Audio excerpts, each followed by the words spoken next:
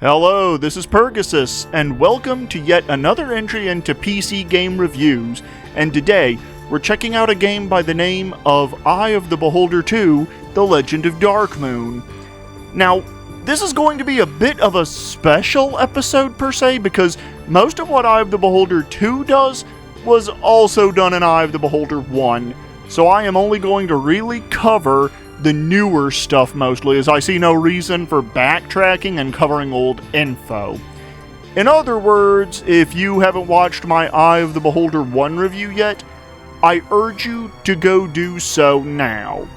For example, you still have to memorize spells or pray for spells depending on the class of the character, and then you have to rest to be able to cast those spells, for example. Another thing to bear in mind is that a few enemies from Eye of the Beholder 1 return, namely skeletal warriors, thri-kreen, beholders, and human mages. But there are a few new enemies here, such as wolves, clerics, human warriors, more clerics, wasps, flying snakes, bullets, Alf, and even a red dragon.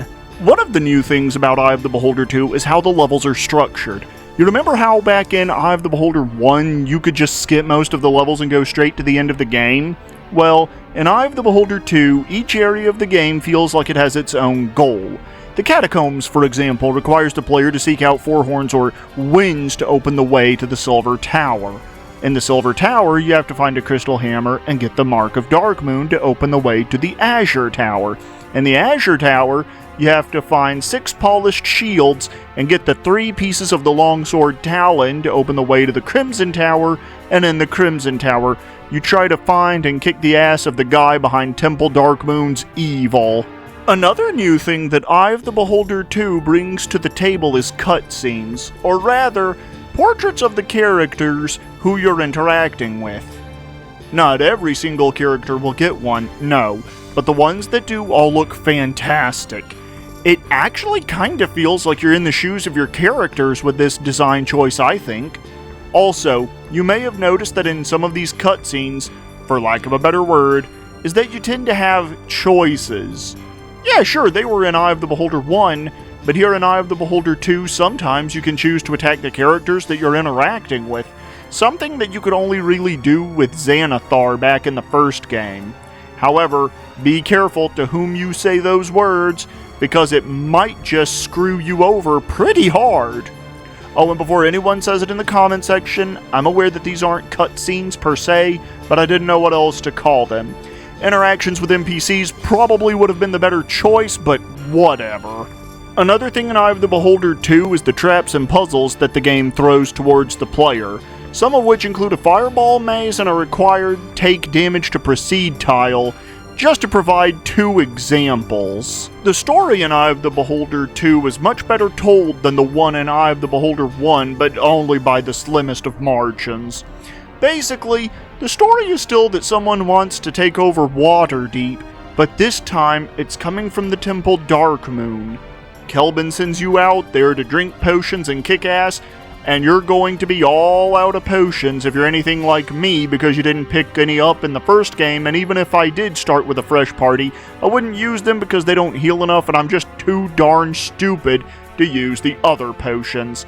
Like the potions of speed and vitality, for example. Honestly, I think that's pretty much it for Eye of the Beholder 2. It's as Kakoskia himself said it best. It's Eye of the Beholder 1, but bigger and better. But I must admit that I find the better part to be a bit subjective. While Eye of the Beholder 2 definitely fixed some problems from the first Eye of the Beholder game, it feels like they put in fake difficulty to make the game last longer, such as with the moving pits and the fireball maze and the Azure Tower. The level design feels so much more rigid than the first game, but overall, if you liked Eye of the Beholder 1, then you'll like Eye of the Beholder 2 as well.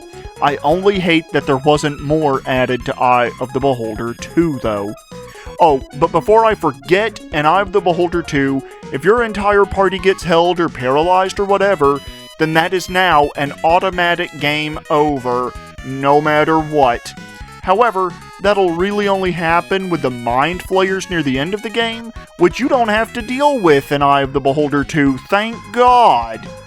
Anyways, if you're interested in checking out Eye of the Beholder 2 for yourself, then as usual, I'll provide links to the storefronts where you can buy them for yourself.